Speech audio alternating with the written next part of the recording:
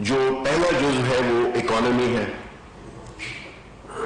ہم نے دیکھا ہے کہ جب ہم نے حکومت سنبھالی تو اس وقت ملک کی اکانومی کی کیا حالات تھے. ہم تقریباً ڈیفالٹ کی سچویشن میں آئے ہوئے تھے. ہم اگر پرائم منسٹر صاحب اپنا ذاتی جو ان کی ایک کریڈیبلٹی ہے, جو ان پہ لوگوں کا اعتماد ہے یہاں پہ اور بیرون ملک میں, انہوں نے اپنے دوست ممالک کے ساتھ اس ڈیفالٹ سے بچایا, مل کر ڈیفالٹ سے بچایا. کیونکہ اگر یہ ڈیفالٹ ہو جاتا خدا نخواستہ تو جو ہماری کرنسی تھی اس کی جو وقت ہے وہ بہت ہی کم ہو جاتی, جس طرح کہ ہم نے بڑے اچھے اچھے ملکوں میں دیکھا ہے, جس میں سے ایک ایسا ملک جس میں میں نے بحیثیت بینکر کام بھی کیا ہے, وینزویلا ہے, جو آج بھی ہے, جس کے ذخائر سعودی عرب, ایران اور کینیڈا سے ملا کر بھی زیادہ ہیں, لیکن وہاں پہ لوگ کوئی بھی چیز خریدنے کے لیے ریڈیو پہ پیسے لے جاتے ہیں. اگر آپ نے ایک چھوٹی سی خریداری بھی کرنی ہے ریڈیو پہ لے جاتے ہیں کیش. اب اس صورتحال میں ایک ایسا قدم اٹھایا گیا جس میں کہ آپ کے جو ٹریڈ کرنٹ اکاؤنٹ ڈیفیسٹ تھا وہ 20 ارب ڈالر کے قریب تھا. اسی طرح آپ کے قرضوں کا ایک انبار تھا, قسطیں دینی تھیں. اس سارے ماحول میں پرائم منسٹر عمران خان نے آ کے اور ایک پہلا قدم یہ اٹھایا کہ اکانومی کو سٹیبلائز کیا, اور اس سٹیبلائزیشن میں سب سے پہلا بڑا ہدف تھا کرنٹ اکاؤنٹ ڈیفیسٹ کو کم کرنا, جو کہ بڑی کامیابی ایک خاص ڈسپلن کے ساتھ ہم اس کو نہ صرف اب نیگیٹو اس کو ہم نے زیرو کر دیا بلکہ ہم مثبت اس میں چلے گئے. اکانومی کے دیگر پہلو اس پہ بھی کام ہو رہا ہے اور ہوا, جس سے کہ باوجود اس کے کہ کووڈ جیسی ایک مہلک وبا کی باوجود ہم نے اس اکانومی کو چلتا رہنے دیا, جس سے کہ لوگوں کی جانوں کو بھی حفاظت ہو سکی اور ان کے روزگار کی بھی حفاظت ہو سکی. اس کے بعد ہم نے اپنی ایکسپورٹس کو بڑھایا, اور آج کل کے دنوں میں جب کہ عالمی کساد بازاری ہے ہم نے اپنے ایکسپورٹس کو بڑھایا, اور وہ خطے کے تمام ممالک سے بہتر پرفارمنس رہی ہے ہمارے ایکسپورٹ سیکٹر کی. اس دنوں میں پوسٹ کووڈ کی ہم بات کر رہے ہیں.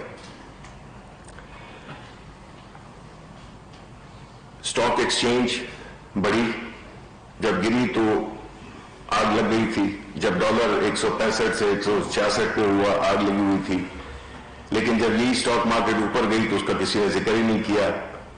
ایک فرضی سا ذکر ہو گیا, لیکن ہم نے اپنی پازیٹیو سٹوریز پہ کام نہیں کیا. ہم نے ایک ایسی حکمت عملی بنائی جس سے کہ روزگار بھی پیدا ہو سکے, جس میں ہم نے ہاؤسنگ کے شعبے کو بڑی آرگنائز طریقے سے, اور پاکستان کی تاریخ میں کبھی ایسا نہیں ہوا جس میں کہ ایک غریب شخص یہ سوچ سکے کہ اس کو گھر کی ملکیت مل سکتی ہے. ایک ایسا پروڈکٹ, ایک ایسا پروگرام جو کہ اس کی ماہانہ کرائے کی قسطوں سے برابر اس کو دیا. فرق یہ تھا کہ اس کو کچھ عرصے کے بعد اس کی ملکیت بھی مل جائے. اب یہ چیزیں جو ہیں ظاہر ہے کہ کچھ لوگوں کو اچھی نہیں لگی, اور دوسری طرف جب میں یہ بات کر رہا تھا کہ ڈی اسٹیبلائزیشن کا یہ پروسیس کیسے شروع ہوا, یہ ڈی اسٹیبلائزیشن یعنی عدم استحکام 2016 میں ڈان لیگ سے شروع ہوا. اس کے بعد 2017 میں جی ٹی روڈ پہ مجھے کیوں نکالا کی صورت میں نظر آیا. پھر 2018 میں الیکشن ہوئے, شکست ہوئی. پھر اس کے بعد اے پی سی ہوئی. اے پی سی میں جو ٹون اور ٹینڈر تھا وہ اس کا تعین کر دیا گیا. پھر اس کے بعد گجرانوالہ کا جلسہ ہوا. گجرانوالہ کی تقاریر آپ نے سنی. اس کے بعد کراچی میں کس طرح سے قائد کے مزار کی توہین کی گئی. پھر کوئٹہ میں جس طرح کی تقاریر کی گئیں جس میں کہ آزاد بلوچستان کا نعرہ لگایا گیا. اس کے بعد بات وہاں پہ ختم نہیں ہوئی. اس کے بعد نیشنل اسمبلی میں سابق اسپیکر ایاز صادق انہوں نے ایک ایسی تقریر کی جس سے نہ صرف پاکستان میں ایک بحث چھڑ گئی، عوام کا غصہ، عوام کا جو رد عمل تھا وہ اتنا شدید. پھر اس کے بعد سینٹ میں مولانا عطاء الرحمان ان کی تقریر. یہ سب چیزیں کیا ہیں؟ یہ ایک نیریٹو جو کہ بنایا جا رہا ہے اس ملک کو عدم استحکام سے دوچار کرنے کے لیے، وہ پوری طرح سے سرگرم عمل ہے. اب ایسی صورتحال جس میں کہ پاکستان کے اداروں کو براہ راست اور بڑے بھونڈے طریقے سے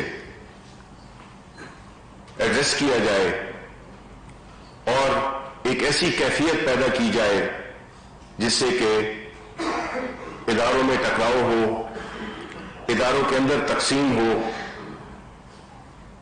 اور جو پی ڈی ایم کا جو بیانیہ ہے، یہ جتنی بھی باتیں ہوئی ہیں آپ کو میں یاد دلانا چاہتا ہوں، آپ عوام کو یاد دلانا چاہتا ہوں کہ کسی بھی سیاسی لیڈر نے نہ تو اس کی تردید کی نہ اس کی مذمت کی. یعنی کہ ظاہر یہ ہوا کہ یہ پی ڈی ایم کا بیانیہ تھا اور ہے. اس میں کچھ ایسے لیڈران بھی شامل ہوں گے شاید جو کہ اس کا حصہ نہیں بننا چاہتے، لیکن باعث مجبوری وہ بھی خاموش ہیں.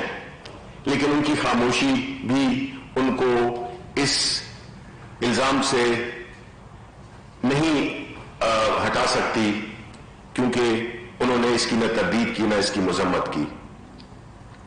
اب ایسی صورتحال میں ہم یہ دیکھتے ہیں کہ جنہوں نے یہ باتیں کی، جنہوں نے یہ تقاریر کی، چاہے اس میں ایاز صادق ہو، مولانا عطاء الرحمان ہو، سینیٹر مولانا عطاء الرحمان، انہوں نے نہ اس کی تردید کی ہے بلکہ اس کو بڑے بھونڈے انداز سے اس کا ڈیفینس بھی کیا ہے. ابھی وہ پریس کانفرنس کر رہے تھے، انہیں کوئی ندامت نہیں ہے، وہ اس کی نہ معافی مانگنا چاہتے ہیں نہ وہ اس کی تردید کرنا چاہتے ہیں. ایک ایسا واقعہ جس میں ایاز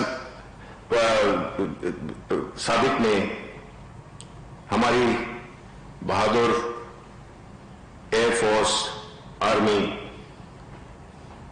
ان کو تنقید کا نشانہ بنایا، ان کے مورال کو نیچے کرنے کی کوشش کی. اور اس دوران میں جب یہ سب کچھ ہو رہا تھا تو وہ ہمارے دائمی دشمن انڈیا، وہاں کی پریس کیا کہہ رہی تھی. ایک چھوٹی سی کلپ میں آپ کو دکھانا چاہتا ہوں. بڑا خلاصہ کیا ایاز کے مطابق بھارت کے حملے کے ڈر سے پوری عمران سرکار 2019 میں ہل گئی تھی. بھارتیہ پارٹی کو خوش کرنے کے لیے ابھینندن کو چھوڑا گیا تھا. وہیں پاکستان اسمبلی کے پورو اسپیکر ایاز صادق نے کہا اس سمے پاکستان کو ڈر تھا کہ کہیں بھارت اس پر حملہ نہ کر دے. بھارت کے حملے کی آشنکا سے اس سمے پاکستان کی سینا پرمکھ قمر جاوید باجوہ پیر کانپ رہے تھے اور چہرے پر پسینہ آ رہا تھا. باجوہ کو خود لیکن اب اس کی فوج ہو چکی ہے. پاکستان کے شاسن نے اپنے دیش کی سنسد میں جس طریقے سے اس سچائی کو اگل دیا ہے اور کہہ دیا ہے، پاکستان کے پردھان منتری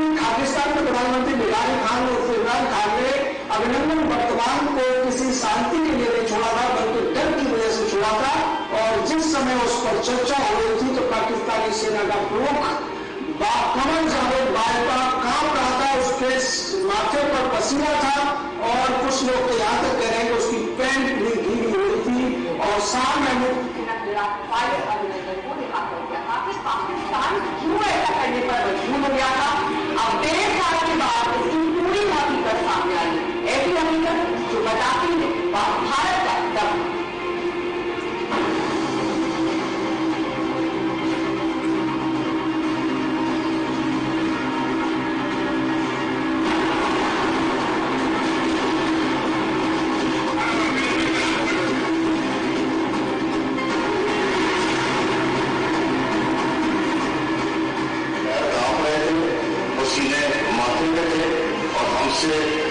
शाह महमूद साहब ने कहा फॉरेन मिनिस्टर साहब ने कि खुदा का वास्ता है अब इसको वापस जाने दें, चूंकि 9 बजे रात को हिंदुस्तान और पाकिस्तान में रहेगा। भारत के जोश, जज्बे और हिम्मत का ये चेहरा तो आपको याद ही होगा।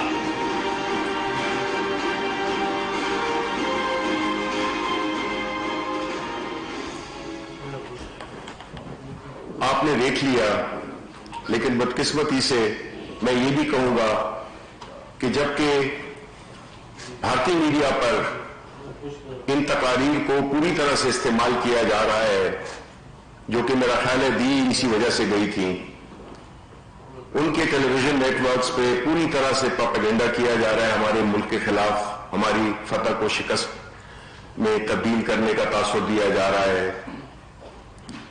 मेरी रिक्वेस्ट होगी आप मीडिया के दोस्तों से कि बजाय इससे कि अगर आप कायद आज़म के मज़ार की बेहुरमती होती है तो बहस हो जाती है इस पे कि एक नॉन एंटिटी सफदर, उसके बारे में बात ज्यादा होती है। जब अयाज सादिक की बात हो तो उसमें ज्यादा बात इससे होती है कि जी इसने भी ये कहा था, उसने भी ये कहा था, और उसने ये जो बात है उसको इस तरीके से उसको नहीं होती है। यानी कि एक जो गलत काम है, बजाय उसको हाईलाइट करने के, उसको रिस्पॉन्सिबल ठहराने पे, देखिए हमारा जो मीडिया है वो नेशनल मीडिया है, हमारे मुल्क का मीडिया है, हमारी आप लोगों ने आप हमारे फ्रंट लाइन के मुजाहिद हैं। तो मेरी आपसे दरख्वास्त होगी कि ये जो सियासी, जिसको अंग्रेजी में मैं ये कहूंगा कि जो पॉलिटिकल वैगाबॉन्ड्स हैं, इसका उर्दू में तर्जुमा तो मेरा ख्याल में और कोई मुझे लफ्ज नहीं आ रहा, जो कि सियासी वैगाबॉन्ड्स बदमाश को कहते हैं, सियासी बदमाश जो फिर रहे हैं और जो इस मुल्क के इमेज को बुरी तरह से मसख कर रहे हैं, उनकी इजाजत हमारी हुकूमत बिल्कुल नहीं देगी। हम इनको इस किस्म की स्टेटमेंट्स में हम इनको अकाउंटेबल ठहराएंगे और इनके साथ कोई नरमी बरती नहीं जाएगी। ये वो लोग हैं जो अपने जाती मफादात के लिए पाकिस्तान की सियासत को जाती मफादात का महवर बना दिया है। इमरान खान के आने के बाद ये अब चेंज होगा। अब सियासी मफादात के बजाय कौमी मफादात पे सियासत होगी। और आपने देख लिया कि जो पीडीएम के जितने भी लीडरशिप है, खास तौर पे नवाज शरीफ, मरियम, बिलावल, फजलुर रहमान, इनका जो बयानिया है वो किसी तरह से भी मुल्क के मफाद में नहीं है। वो हमने फैटफ में भी देख लिया था और उसके बाद की जो सियासी सो कॉल्ड सियासी इवेंट्स थे उस पर भी हमने देख लिया। उनको हम बिल्कुल इसकी इजाजत नहीं देंगे कि ये मुल्क के खिलाफ बातें करें, मुल्क के मफादात को नुकसान पहुंचाएं, इंटरनेशनल लेवल पे हमें बदनाम करें। इनके जितने भी ये देख लिए, आपने ये क्लिप देख ली है कि क्या बातें हो रही हैं कि फॉरेन मिनिस्टर को और सारे जो हमारे जो सिपा सलार हैं, इनके बारे में कितनी गलत बातें हो रही हैं, जिसका कि हकीकत से भी कोई ताल्लुक नहीं है और इसका रिवर्स है। ये तो एक ऐसा मुल्क है जो कि इस्लाम के नाम पे कायम हुआ था। ये वाहिद मुल्क है, शायद एक और हो, जो कि एक आइडियोलॉजी की बुनियाद पे बना था और जिसकी तस्दीक अगराज़ व मकासद पाकिस्तान में बड़े क्लियरली वाज़ा है। کہ ہم ایک اسلامی ملک ہیں اور ہمارا جو تشخص ہے وہ اسلامی ہے، اور جو سو کالڈ لبرلز ہیں وہ اس بیانیے کو توڑ مروڑ کر پیش کر رہے ہیں. لیکن جب ملک کی بات آتی ہے تو اس میں ان کی کوئی نہ مذمت ہوتی ہے بلکہ چیزوں کو مبہم کرنا، ڈائلوٹ کرنا. دیکھیں اس طرح کی باتوں سے آپ ملک کی انٹرسٹ کو نہیں بڑھا رہے بلکہ آپ اس کو پیچھے کی طرف کھینچ رہے ہیں. ایک کتاب تھی جو میرا خیال ہے 2006 میں شائع ہوئی تھی، ناٹ وار ناٹ پیس. اس کا لب لباب یہی ہے کہ اگر آپ نے کسی بھی ملک کو ختم کرنا ہے، اس کو توڑنا ہے، تو اس سے سب سے پہلے اس کی یہ ہے کہ، اور پاکستان کے کانٹیکسٹ میں انہوں نے کہا کہ ان کی آرمی کو آپ ٹوٹلی ڈیمورلائز کریں، اس کے اندر نفاق پھیلائیں. اور یہ ترکیب انہوں نے سیریا میں بھی استعمال کی، انہوں نے لیبیا میں بھی استعمال کی، انہوں نے افغانستان میں بھی استعمال کی. تو ہم تو ایسا نہیں ہونے دیں گے. ہمارا ملک ایک ایٹمی طاقت ہے، ہمارے ملک کی ایک ڈسپلن آرم فورسز ہے، اور اس کا مظاہرہ آپ نے دیکھ لیا جب ہمارے ملک پہ انڈیا نے حملہ کیا تو کیسے ان کو ہم نے نہ صرف ان کو ہم نے شکست دی بلکہ اس کے جو پروف ہے وہ ابھی لندن کی صورت میں، جس کو کہ ایاز صادق میرا خیال ہے ڈیفینڈ کرنے کی کوشش کر رہے ہیں، وہ پوری دنیا کے سامنے آیا کہ جو ہماری افواج ہے اور جو انڈیا کی فوج ہے، اس میں انڈیا کی فوج کی کل ہی کھل گئی. دنیا کو پتہ چل گیا کہ یہ کتنی بڑی فوج ہے. لیکن جب وقت آیا تو انہوں نے بالکل اپنی نااہلی کا اور اپنی کمزوری کا ایک ایکسپوز کر دیا. یہ تو ہمارا ایک بنیادی وہ ہے کہ پاکستان بینگ نیوکلیئر پاور اور مسلمان ملکوں کے مقابلے میں ہم لوگ کئی پاورز کے آنکھوں میں کھٹکتے ہیں، کیونکہ پاکستان ایک ایسا واحد ملک ہے جس میں کہ آپ نے دیکھ لیا کہ جب کبھی بھی چاہے وہ اسلاموفوبیا کی بات ہو، چاہے وہ حضور صلی اللہ علیہ وسلم کی گستاخی کے بارے میں باتیں ہوں، تو کس طرح سے کس مدلل اور مؤثر طریقے سے پرائم منسٹر عمران خان نے ہر فورم پہ اس بات کو اجاگر کیا. ابھی بھی انہوں نے سارے جو اسلامی ممالک ہیں ان کے صدور کو خطوط میں لکھے کہ کس طرح سے ایک مؤثر حکمت عملی اختیار کی جا سکتی ہے جس سے کہ جو ہمارے مذہب ہے، جو ہمارے پیارے نبی صلی اللہ علیہ وسلم کی ذات ہے، اس پہ کوئی گستاخی کس طرح سے ہمارے پاکستانیوں کو نہ صرف غم و غصہ دلاتی ہے، رنجیدہ کرتی ہے اور ایک بے بسی کی صورتحال سے دوچار کرتی ہے. اسی حالات میں ایک ایسی اپوزیشن سے ہمارا واسطہ ہے، اور یہ اپوزیشن وہ ہے جو کہ ملکی مفاد کے بجائے ذاتی مفادات کا تحفظ کرنا چاہ رہی ہے، بجائے اس کے کہ وہ آ کے قانون کے سامنے پیش ہو، بجائے اس کے کہ وہ اپنے جو اثاثے ہیں ان کی ایکسپلینیشن دیں. انہوں نے اپنے آپ کو ایک انقلابی اپوزیشن بنا دیا ہے، اور ہم نے دیکھا ہے کہ انہوں نے وقت کے ساتھ لوگوں کو استعمال کیا ہے. جب اپوزیشن میں ہوتے ہیں تو اس طرح کی باتیں کرتے ہیں، جب حکومت میں ہوتے ہیں، اور جو خاص طور پہ جو اپوزیشن کی جو مسلم لیگ نون ہے، یہ تو مرہون منت کس سسٹم کی ہے وہ آپ کو سب کو پتا ہے، سارے پاکستان کو پتا ہے کہ کس طرح سے ان کی سیاست شروع ہوئی اور کہاں تک یہ پہنچے. یہ تو وہ لوگ ہیں جنہوں نے کہ کوئی سیاسی جدوجہد نہیں کی. جہاں کہ پاکستان تحریک انصاف کا تعلق ہے، ہمارے لیڈر نے 22 سال کی 23 سال کی جدوجہد کی اور اپنے آپ کو عوام میں نہ صرف مقبول کرایا بلکہ اپنا پیغام پہنچایا، جس کی وجہ سے انہیں ووٹ ملے. اور وہ حکومت میں آئے. اب اپوزیشن انقلابی بن گئی ہے. اب ان کو احمد فراز بھی یاد آتا ہے. اب یہ احمد فراز کے تانے مجھے بھی دیتے ہیں. تو جب احمد فراز زندہ تھا اس وقت آپ نے ان کے ساتھ کیا کیا؟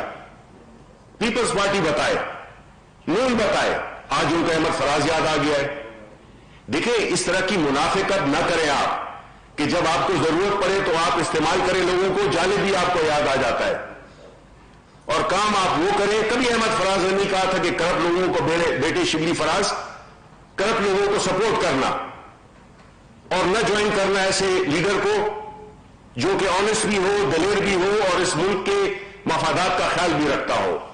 تو میں اپوزیشن کے خاص طور پہ کچھ رہنماؤں کہتا ہوں کہ وہ لوگوں کے نام استعمال کرنا چھوڑ دیں. جب وہ زندہ تھا, جب وہ تھا, اس وقت تو آپ ان کا نام بھی نہیں لیتے تھے. ابھی آپ کو یاد آ گئے. تو اس سے ظاہر یہی ہوتا ہے کہ آپ کی منافقت پہ مبنی سیاست ہے. آپ ضرورت کے وقت اپنے سیاسی بیانیہ بناتے ہیں اور آپ کا ملک کی ترقی سے کوئی تعلق نہیں ہے. کاش اس کا 0.5% بھی ہمارا ملک وہ ترقی کر سکتا ہے آپ کے دور میں جتنی ترقی آپ کے کاروباروں نے کی. چاہے وہ شاہد خاقان ہو, چاہے وہ ثناء اللہ ہو, چاہے وہ نواز شریف ہو, شہباز شریف ہو, حمزہ شریف ہو, مریم ہو, حسن حسین, جتنے بھی ہیں, انہوں نے ہمارے عوام کے پیسے لوٹ کر اور باہر جائیدادیں بنائی ہیں اور ابھی ادھر مزے سے بیٹھ کے پاکستان کے خلاف لگے ہوئے ہیں. میری تو ان سے یہ ریکویسٹ ہے کہ جو پاکستان مسلم لیگ نون, پاکستان پیپلز پارٹی, فضل الرحمان گروپ, ان کے جو بھی سینئر ایلیمنٹس ہیں, پاکستان مسلم لیگ نون کو تو میں یہ مشورہ دیتا ہوں کہ وہ مسلم لیگ پاکستان بنا لیں, کیونکہ ایک اور بھی تھا جو لندن میں بیٹھا ہوا یہاں پہ انتشار پھیلا رہا تھا, تو ان کی پاکستان پارٹی بن گئی. یہ جو استعفیٰ دیا ہے, خبروں میں آ رہا تھا, مجھے اس کا علم نہیں ہے, جنرل قادر نے اسی طرح اور بھی جو سینئر ایلیمنٹس ہیں ان سے بجائے اس کے کہ مجھ سے, کیونکہ کئی کے ساتھ جو سینئر ایلیمنٹس ہیں اس کے ساتھ تعلق بھی ہے, فونے کرتے ہیں کہ جی ہم کیا کریں اور ہم ٹوٹلی اس بیانیے سے اپنی وہ کرتے ہیں, پروٹیسٹ کرتے ہیں. تو میں ان کو یہی کہتا ہوں کہ جی آپ پاکستان مسلم لیگ پاکستان بنائیں. حافظ حسین احمد بلوچستان کے جو ہیں, کل انہوں نے بھی بیان دیا اور بڑے باشگاف لفظوں میں انہوں نے اپنا بیان دیا. اس کا مطلب یہ ہے کہ مولانا کے ساتھ بھی اس کے جو رفقا ہیں وہ اس کے ساتھ, ان کے ساتھ اتفاق نہیں کرتے. تو آخر میں یہ کہوں گا کہ جو کچھ بیانیہ لے کے پی ڈی ایم چل رہی ہے وہ پاکستان کو عدم استحکام کا شکار بنانا چاہتے ہیں. 40 سے 50 سال انہوں نے حکومتیں کی اور آج گلگت بلتستان میں جا کے یہ کہتے ہیں کہ جی ہم گلگت بلتستان کو جنت بنا دیں گے. میں گلگت بلتستان کے عوام کو بتانا چاہتا ہوں کہ جا کے وہ کراچی کو دیکھیں, جا کے وہ سندھ کو دیکھیں جہاں پہ کہ پیپلز پارٹی کی 40-50 سال سے حکومت ہے, کہ اس کے ساتھ سندھ کے ساتھ انہوں نے کیا اس کو دوزخ بنا دیا ہے اور ابھی آپ سے وعدے کرنے آئے ہیں کہ اس کو وہ جنت بنائیں گے. آخر میں یہی کہوں گا کہ آپ کو, ہمارے ملک کو ان پولیٹیکل ویگابونڈز کی کوئی گنجائش نہیں ہے. اگر انہوں نے کوئی ایسی باتیں کی جو کہ ملک کی سالمیت کے خلاف ہیں, جو ملک کے خلاف ہیں, تو ہم ان کو ایک ایسی وہ کریں گے, سزا دیں گے. پاکستان کے عوام یہ سزا دیں گے, کیونکہ جتنا غم و غصہ پایا جاتا ہے عوام میں, اس کی میں نے بہت ہی کم اس کی مثال دیکھی ہے. بہت بہت شکریہ. جو بھی اس وقت صورتحال ہے اور جو سچویشن کریٹ ہو گئی، سیاست میں تلخی اتنی بڑھ گئی کہ ملک کی سلامتی کے حوالے سے جو گفتگو ہونا شروع ہو گئی ہے، فلور آف دا ہاؤس ہو یا باہر کی سڑکوں پہ ہو، ٹاک شوز میں ہو، بڑی انفارچونیٹ ہے. میں as a journalist, as a Pakistani صرف آپ سے یہ پوچھنا چاہتا ہوں کہ تلخی کم ہونے کا بھی کوئی سبب پیدا ہوگا کہ نہیں ہوگا، یا اسی طرح اگر تلخی بڑھتی گئی اور یہ راز باہر آتے گئے تو ہم کس جگہ جا کر کے رکیں گے؟ نمبر 2، اب تک جب سے ایاز صادق صاحب نے فلور آف دی ہاؤس پہ گفتگو کی، آپ کی جانب سے، حکومت کی جانب سے بہت ساری باتیں کی گئیں، ریپڈلی پریس کانفرنس بھی کی گئی، پریکٹیکلی اقدامات کب اٹھائے جائیں گے اور کیا اب تک کوئی پریکٹیکل اقدامات اٹھائے گئے ہیں؟ Thank you. دیکھیں، ہم حکومت بحیثیت حکومت ہماری پرائرٹی یہی ہے کہ ہم اس ملک کو استحکام، خوشحالی اور اپنے دشمنوں سے بچانے کے لیے ہر وقت تیار ہیں بھی اور تیار بھی رہیں. اپوزیشن کا کام حکومت کی پالیسیز کو کرٹیسائز کرنا تو ہے، لیکن اس میں کبھی یہ نہیں آتا کہ اپنے ذاتی مفاد کے لیے سارا یہ ناٹک رچایا جائے جس میں کہ آپ ہم سے یہ NRO مانگیں کہ ہم اس وقت کچھ ہیں ان کے لیڈر جو اس طرح کی باتیں کر رہے ہیں کہ جی بات چیت ہونی چاہیے. پرائم منسٹر صاحب کا سٹانس اس معاملے میں بڑا کلیئر ہے اور انہوں نے فلور آف دا ہاؤس میں بھی کہا کہ ہم اپوزیشن کے ساتھ ہر موضوع پہ گفتگو کرنے کے لیے تیار ہیں، ماں سوائے کرپشن کے. تو ہم نے تو اپنا جواب دے دیا ہے. اب یہ تلخی کون کر رہا ہے؟ یہ حکومت تو نہیں کر رہی. ملک کے بارے میں، ملک کے اداروں کے بارے میں کون زہر افشانی کر رہا ہے؟ حکومت تو نہیں کر رہی، اپوزیشن کر رہی ہے. اب ایسی صورتحال میں تو آپ دوستوں کا فرض بنتا ہے کہ آپ اس بات کو وہ کریں، پھیلائیں کہ ملک کی مفادات کو ایک ڈیموکریٹک الیکٹڈ حکومت ہے، آپ اس کو اکھاڑنے کے لیے آپ نے پورے ملک کو داؤ پہ لگا دیا ہے، انسٹیٹیوشنز کو داؤ پہ لگا دیا ہے. تو آپ ایسا نہ کریں، کیونکہ اگر کسی نے ایسی بات کی جس نے کہ ملک کے خلاف کوئی بات کی، ان کی ہم زبانیں کھینچ لیں گے. اقدامات ہم حکومت اقدامات یہی کر رہی ہے کہ ایک تو یہ ہے کہ جو بھی یہ تقاریر ہوئی ہے اس کے بارے میں جو حکومت تمام قانونی پہلوؤں پہ غور کر رہی ہے اور آنے والے دنوں میں آپ کو پتہ بھی چل جائے گا کہ ہم کیا اقدامات لے رہے ہیں. صاحب، صورتحال آپ ترجمان اعلیٰ ہیں حکومت پاکستان کے، کیا بتانا پسند فرمائیں گے کہ سوشل میڈیا کے ذریعے یہ تاثر دیا جا رہا ہے کہ میاں محمد نواز شریف اور ان جیسے دوستوں کو کچھ ہمارے مسلمان دوستوں کی، بیرونی دوستوں کی آشیرواد بھی حاصل ہے؟ کیا حکومت پاکستان نے اپنی ایجنسیوں کے ذریعے کچھ شواہد حاصل کیے ہیں یا نہیں؟ اور دوسرا، سردار ایاز صادق کے بیان کی طرح آپ کے پیشو فواد چودھری بھی اس وقت ٹاپ ٹرینڈ ہیں انڈین میڈیا کے، کیا اس حوالے سے بھی آپ لوگوں نے کوئی اقدامات اٹھانے یا کوئی ان کے خلاف کارروائی کا کچھ سوچا ہے، کوئی غور کیا جا رہا ہے یا نہیں؟ Thank you. دیکھیں، جہاں تک کہ آپ کے پہلے سوال کا تعلق ہے، ہماری انٹیلیجنس ایجنسیز، ہمارا فورن آفس، ہماری جتنی بھی حکومت کی انٹیلیجنس کی مشینری ہے، انہوں نے ہر چیز پہ نظر رکھی ہوئی ہے. جو ملاقاتیں کر رہا ہے، جو چیزیں بھی کر رہا ہے، بیکاز خاص طور پہ جو نواز شریف ہیں ان کا تو انہوں نے بالکل اپنے دوران حکومت بھی ہمیں یہ تاثر دیا گیا کہ انڈیا کے ساتھ کاروبار ہونا چاہیے، باقی جو ایشوز ہیں ان کو ہم بعد میں دیکھیں گے. تو کاروبار ہمیں پتہ ہے کہ انہوں نے اپنے ذاتی کاروبار کے لیے پاکستان کی فارن پالیسی کو ٹیلر کیا، اور اب بھی جب وہ یہ سمجھتے ہیں کہ ان کا پاکستان کی سیاست میں کوئی مستقبل نہیں ہے، وہ عدالتوں سے کنوکٹ بھی ہوئے ہیں، عدالتوں سے بھاگے بھی ہوئے ہیں. اب جس طرح میں نے آپ سے کہا تھا کہ یہ اب بنتا ہے پاکستان مسلم لیگ میں جو سینئر ایلیمنٹس ہیں کہ وہ نواز شریف سے اپنے آپ کو علیحدہ کر کے مسلم لیگ پاکستان بنائیں، اور جہاں تک کہ ان کی ایکٹیویٹیز کا تعلق ہے وہ آپ انشاءاللہ ہماری انٹیلیجنس ایجنسیز दुनिया की बेहतरीन एजेंसीज में से हैं और उसका सदेबाद भी किया जाएगा और उस पर नजर भी है।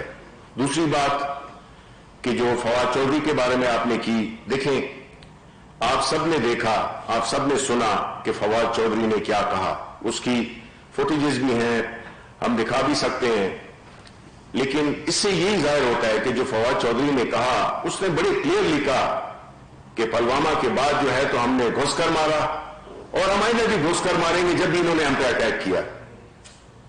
ये बात इंडिया सुन ले कि जब कभी भी उसने कोई मुहिमजोई की, हम न सिर्फ उसका जवाब देंगे बल्कि बड़ा अच्छा और बड़ा कड़ा जवाब देंगे।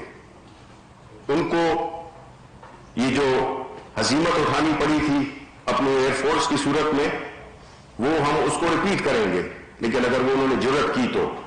और बाकी जो डिस्टेबलाइज करने का उनकी जो कोशिश है वो तो उनकी जारी है, लेकिन हमें फख्र है कि हम इंशाअल्लाह इस मामले पे पाकिस्तान के अवाम एक हैं और वो बिल्कुल जो अपोजिशन जो इंतशार फैलाने की कोशिश कर रही है, जो कि इनकी तकारीर से जाहिर होता है, जो जहर अफशानी वो कर रहे हैं, तो इंशाअल्लाह पाकिस्तान के अवाम ने उनको पहले भी रिजेक्ट किया था और अभी भी रिजेक्ट करेंगे।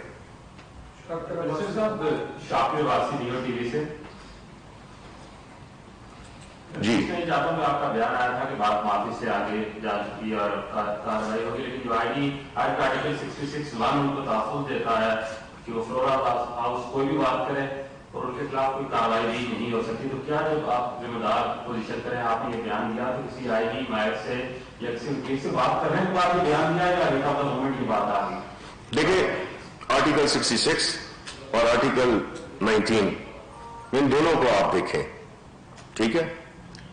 जहां तक के फ्लोर ऑफ द हाउस का ताल्लुक है, जिस तरह के नवाज शरीफ ने कहा था कि ये हैं वो ज़राए और ये हैं वो दस्तावेजात, अब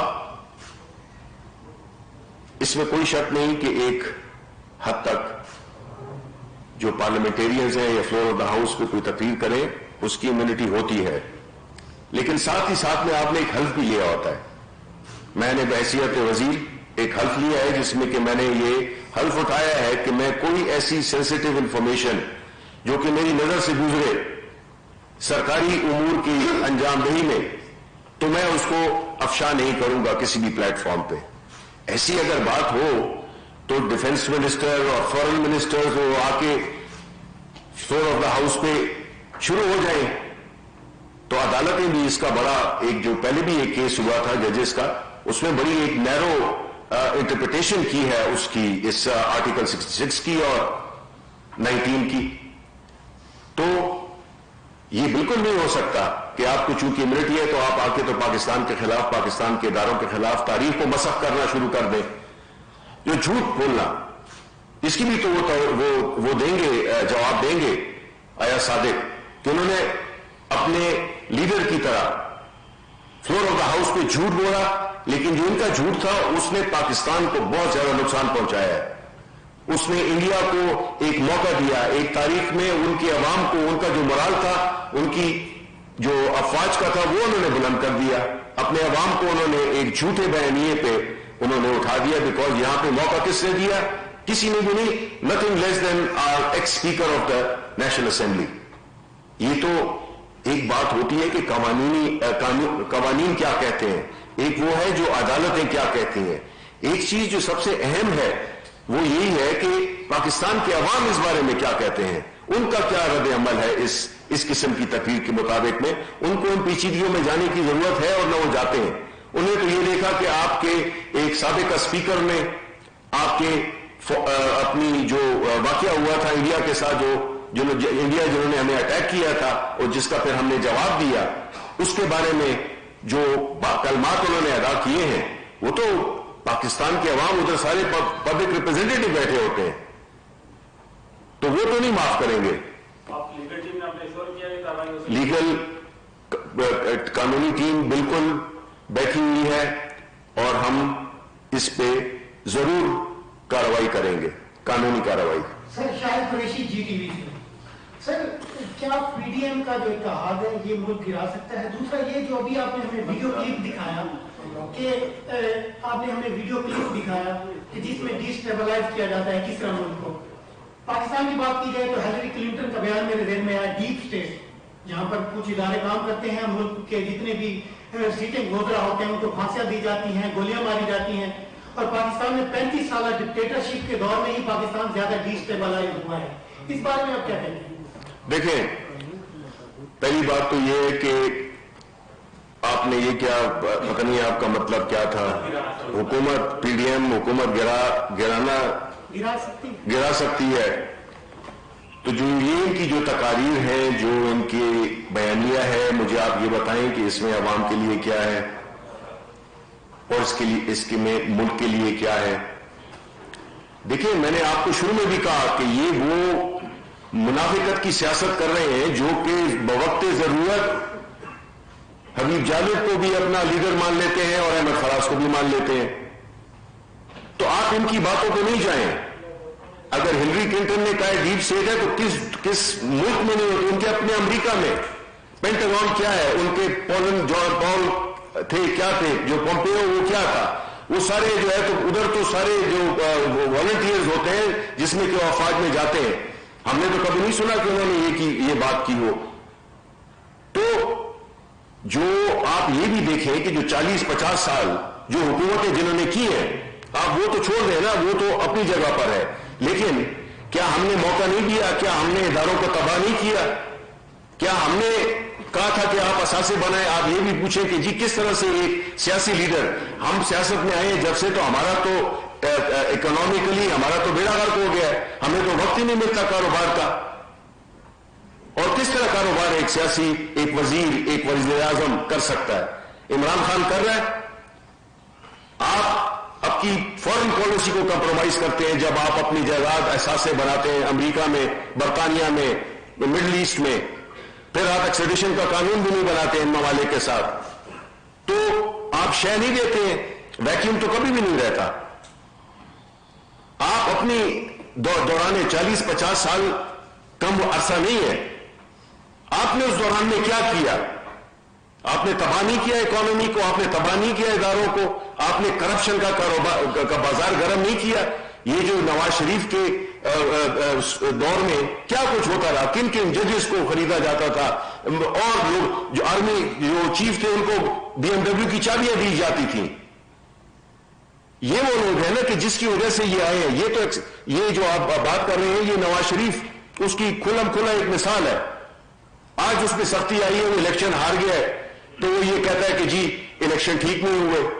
فیصلہ جب فیور میں آئے تو کہتا ہے کہ جی ٹھیک ہے عدالتیں, جب اگینسٹ آئے تو کہتے ہیں کہ نہیں جی عدالتیں تو جو ہیں تو ملی ہوئی ہیں. کیا کچھ نہیں کیا انہوں نے اپنے دوران حکومت. ابھی جو ہے تو یہ ان کو خیال آیا جب یہ حکومت کے باہر ہیں, یہ خیالات ان کو جب حکومت میں تھے کیوں نہیں آئے, اب کیوں یہ کہہ رہے ہیں؟ اس کی وجہ یہ ہے کہ یہ اقتدار میں رہنا ان کے لیے ایک نشہ بن گیا ہے. ان کی جو ایک شاہانہ اپنی جو زندگی ہے اس کو مینٹین کرنے کے لیے ان کو غریبوں سے کیا تعلق ہے؟ کروڑوں کی کروزرز میں آتے ہیں, کروڑوں کی گھڑیاں پہنی ہوتی ہیں. وہ دیکھیں نا آج جو ہے وہ حمزہ شریف ہے, وہ کہتا ہے کہ جی میں تو ایئر کنڈیشن گاڑی کے بغیر جاؤں گا نہیں ادھر نہ کے سامنے. یہ ان کی اصلیت یہ ہے. تو اس کو آپ کنفیوز نہ کریں. آپ کا میرا پہلا سوال یہی ہوگا کہ سول گورنمنٹس, اور ان کو کوئی نہیں روک سکتا تھا کہ وہ اداروں کو ٹھیک کریں, وہ قانون کی حکمرانی کریں, وہ نیب لاز ایسے بنائیں جس سے کہ چور پکڑا جائے,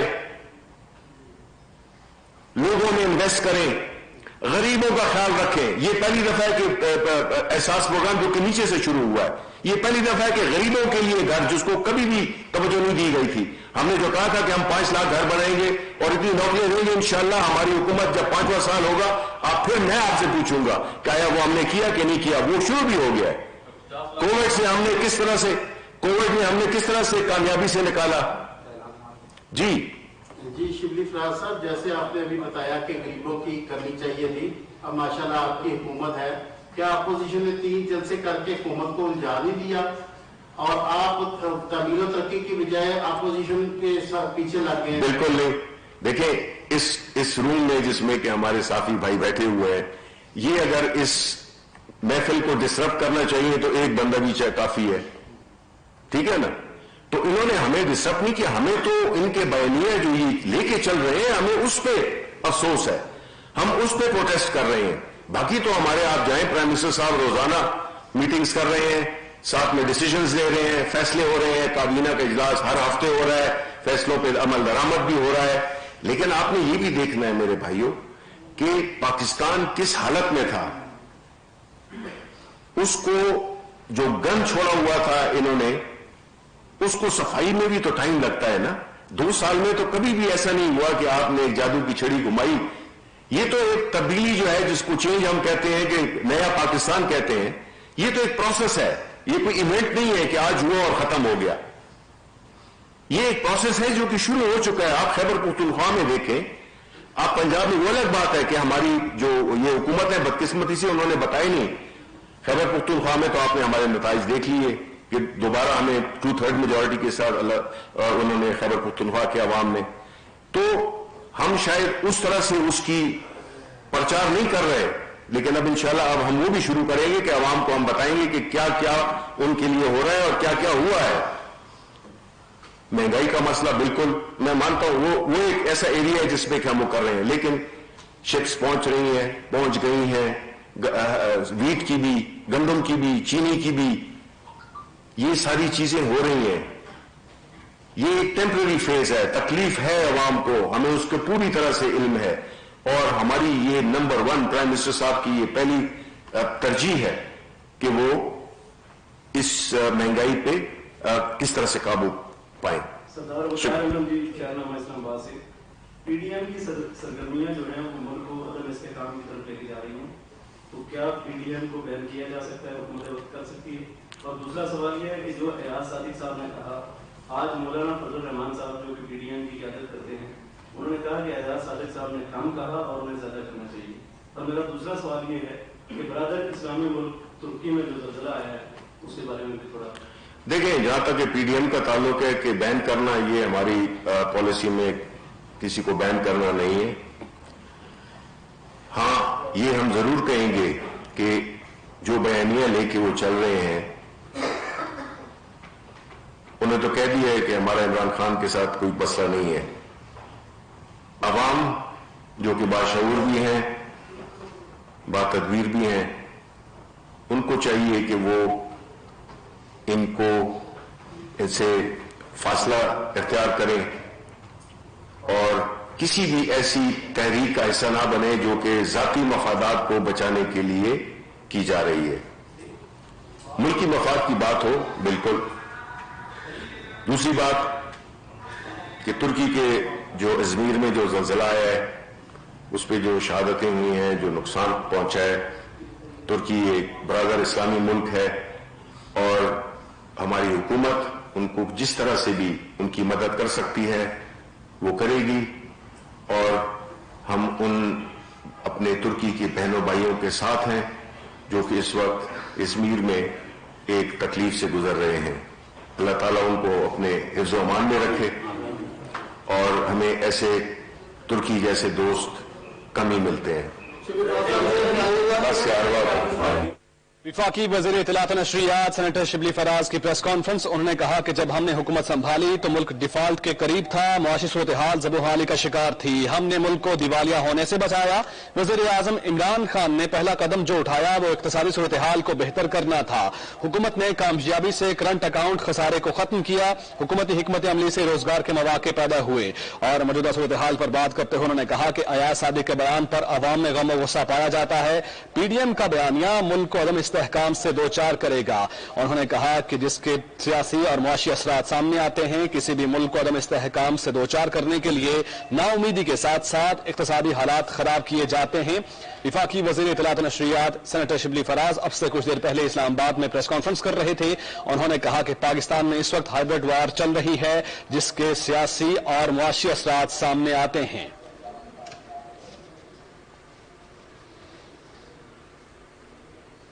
السلام علیکم، آپ دیکھ رہے ہیں پاکستان ٹیلی ویژن نیوز. میں ہوں سمینہ رانا اور میں ہوں آپ کے ساتھ علی جنت.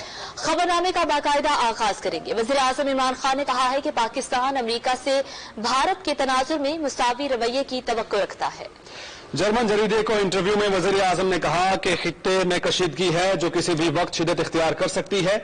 कश्मीर के मसले पर अमेरिका का रवैया मुसावियाना होना चाहिए। वज़ीर आज़म इमरान खान ने कहा कि नया अमेरिकी सदर कोई भी हो, पाकिस्तान और भारत से इसका रवैया यकसा होना चाहिए। उन्होंने कहा कि अमेरिका की ये सोच कि भारत चीन को रोक सकेगा नाकिस बुनियाद पर मबनी है। भारत में एक इंतहा पसंद और नस्ल परस्त हुकूमत कायम है जो फस्ता